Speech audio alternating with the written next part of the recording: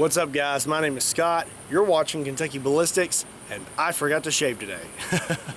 So today we're going to do ballistic gel test with 9mm, 357 SIG, 10mm, and 5.7x28. We have two 16-inch blocks of 10% ballistic gel made by Clear Ballistics.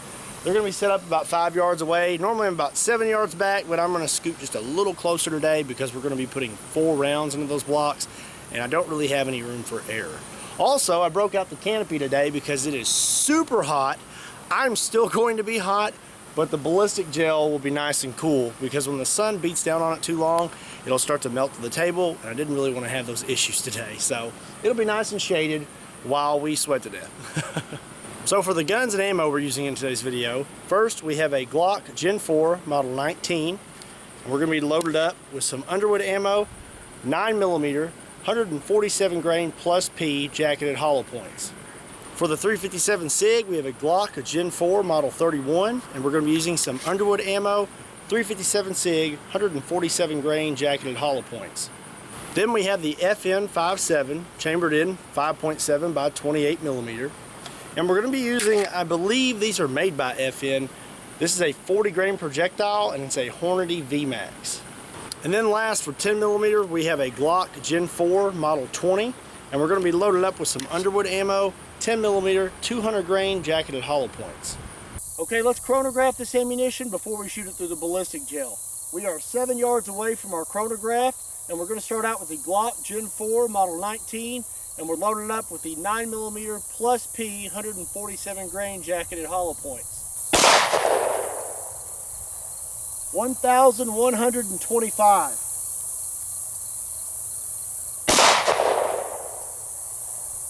1,072.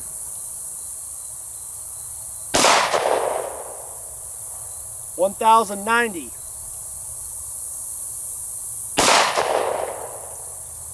1,094. And 1,073.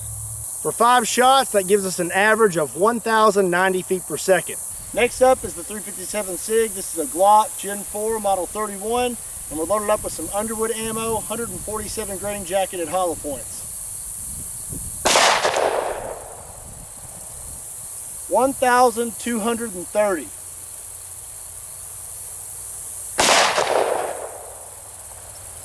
1,239.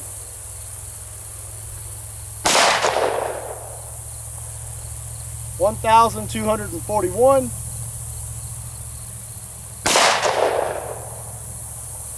1,224.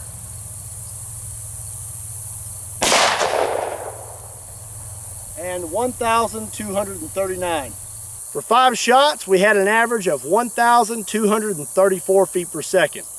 Next up is the FN 5.7, and we're going to be loaded up with some FN 5.7x28mm 40 grain Hornady VMAX. And that is a mouthful. 1,679 feet per second.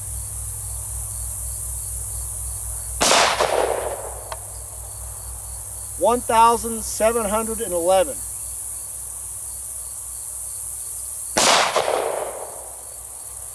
1,631.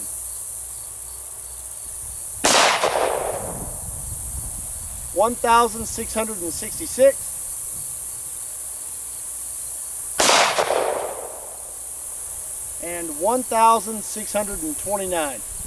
Out of 5 shots, we had an average of 1,663 feet per second. Last is the 10mm. This is a Glock Gen 4 Model 20, and we're loaded up with some Underwood ammo, 200 grain jacketed hollow points.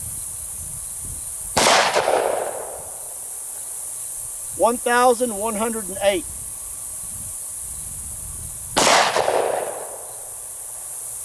1,085.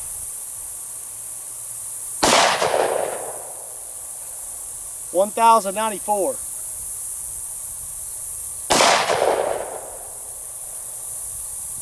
1,104. We have a duplicate of 1,104, so I'm going to shoot one more time.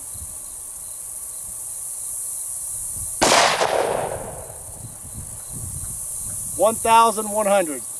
Not counting the duplicate, for 5 shots, we have an average of 1,098 feet per second. Let's get started with the 9mm.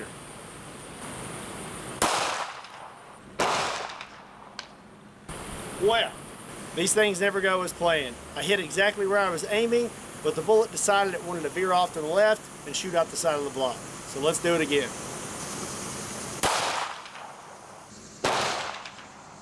So here's your real quick look at the wound channel of the 9mm. But before we measure or anything like that, we're going to go ahead and shoot it with the other 3 calibers. Up next is 357 SIG.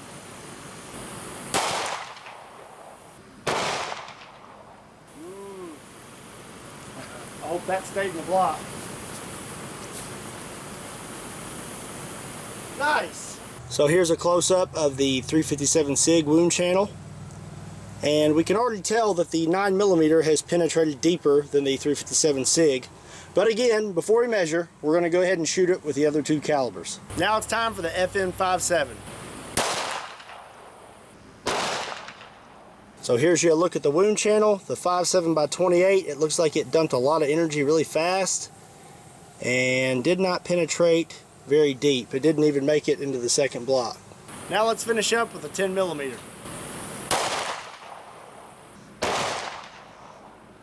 What a mess. So there's the 9mm wound channel. Comes all the way over to our second block, and you can see that the bullet is actually turned around backwards. Here's the 357 SIG wound channel. You can tell the bullet started to break up pretty quick. There's a piece of lead there, there's a piece of lead, and we continued on into our second block. And you can see pieces of lead in that wound channel there too. Here's the 5.7x28 wound channel, and you can tell that that bullet dumped a lot of energy really fast and broke up pretty quick and stopped shallow. It didn't even make it into the second block. And then here's our 10mm wound channel, and it goes all the way over here into the second block as well. And here's your side view of the blocks. There's the 5.7x28. There is the 357 SIG. Over here we have the 9mm, and there is the 10mm. The 5.7x28 made it about 14.5 inches into the gel. The 357 SIG made it about 19 inches. The 10mm wound channel measures in right around 19.5 inches, and the 9mm measures in right around 22 inches. So real quick, here's a close-up of the bullets. This is the 9mm. Here's the 357 SIG. The 10mm, and the 5.7x28mm.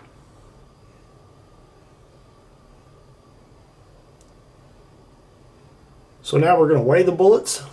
First up is the 147 grain 9mm, and we're left with 130.2 grains. Next up is the 147 grain 357 SIG, and we're left with 124.3 grains. Now the 200 grain 10mm, and we're left with 195.7 grains. And last, the 40 grain 5.7x28mm, and we're left with 39.6 grains.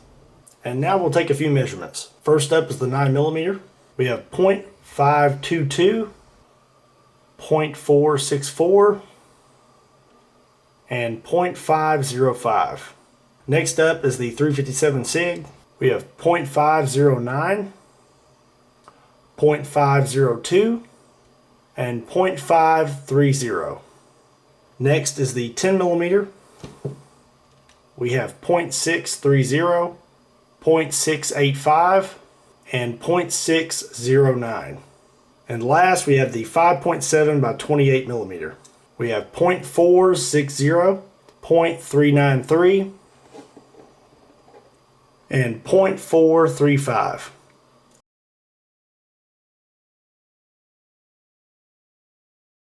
Alright guys, that's it for today's video. I hope you enjoyed it. I want to give our friends over at Underwood Ammo a special thanks for supplying us with the ammunition used in today's video.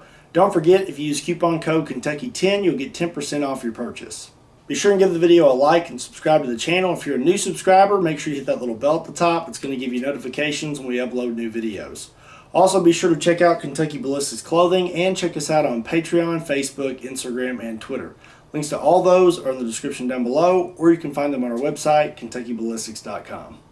Again, my name is Scott. Thank you for watching Kentucky Ballistics, and I'll see you next time.